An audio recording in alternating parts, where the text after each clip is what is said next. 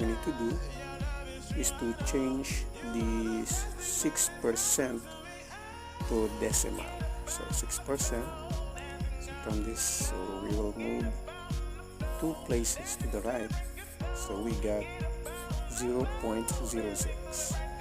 Then after that, we will multiply 107 to 0.06.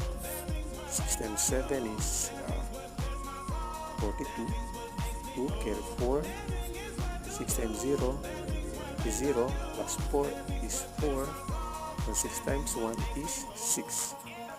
So since the remaining numbers are 0, so there's no need to multiply. So, and then we have 2 places to the right, 1. Therefore, our final answer, we will move 2 places from right to left. So 1, 2. Therefore,